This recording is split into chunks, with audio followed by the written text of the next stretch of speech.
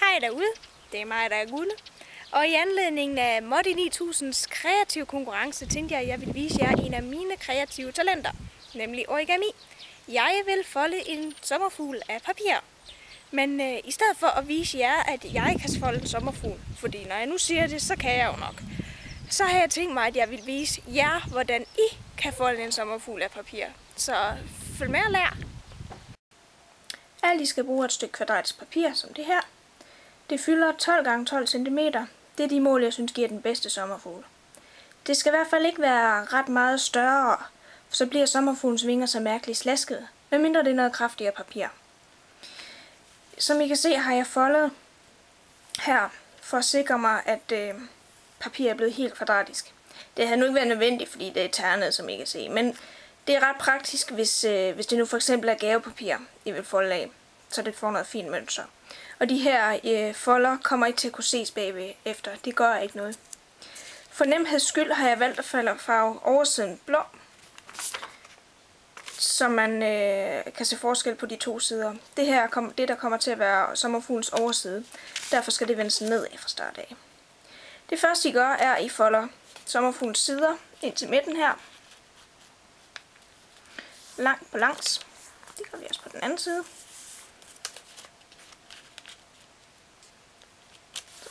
Sørg for, at det bliver præcist. Ellers kan der godt opstå skævheder senere hen. Så folder vi den her midt på for at give en streg, en hjælpestreg her.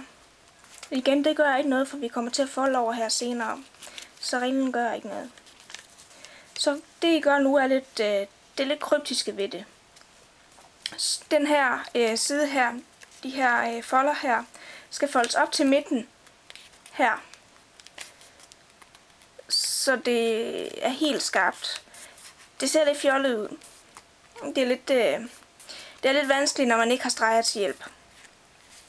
Det gør jeg også på den anden side.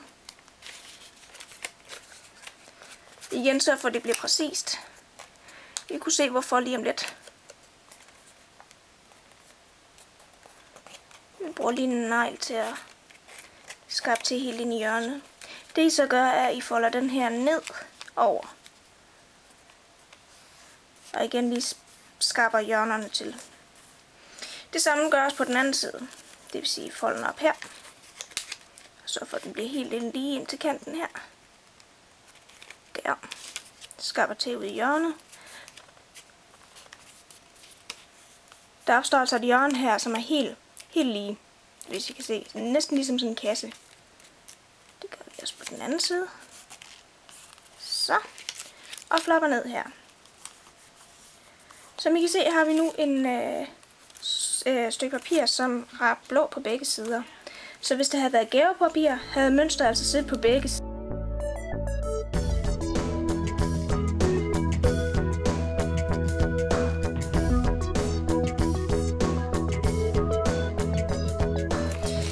Det næste I gør så, det er at I tager de her sider her og folder dem op. De her flapper i den ene side. Det bliver til sommerfuglens vinger. Nu skal I passe på, at det folder ordentligt. At det bliver foldet ordentligt, så der ikke kommer nogen hvide striber til syne. Det vil være lidt synd. Her har vi sommerfuglens vinger. Det folder vi over her, så. Du kan se, nu ligner det lidt mere en form, vi kan bruge til noget. Det her er sommerfuglens hale. Den laver vi ved at folde ind her. Så der kommer sådan en lille flap her. Den skal foldes nedenunder. Så jeg kan se, at vi folder nedenom her, og den her ligger ovenover her. Nu er sommerfuglen næsten færdig. Det sidste, der skal gøres, det er, at vi skal have lavet kroppen herinde. Det gør vi ved at folde sommerfuglen ned her, og så cirka, hvad der svarer til 2 tern her. 1,5-2 tern. Vi siger 2. Der folder I op her, så der bliver foldet her langs den linje her.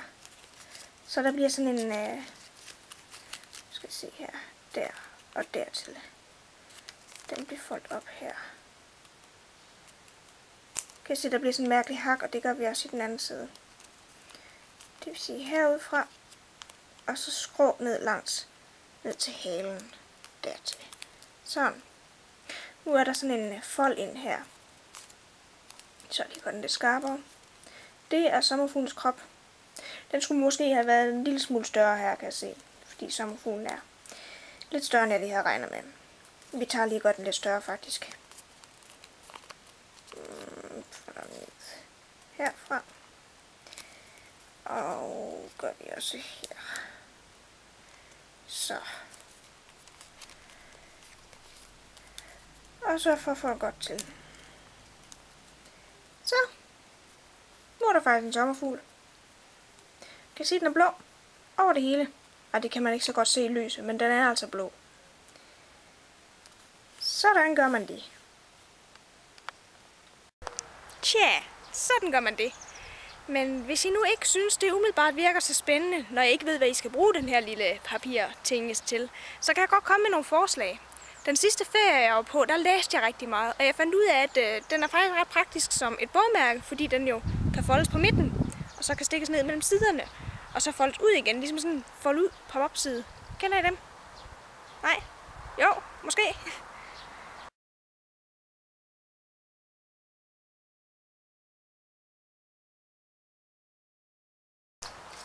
Derudover har jeg selv brugt en del af dem som væg- og vinduespynt, og jeg kunne også godt forestille mig, at de var ret pyntende i dekorationer. Og sidst men ikke mindst, så er de faktisk næsten oplagte som til- og frakort. Det var alt for nu. Kan I hygge jer til, vi ses igen?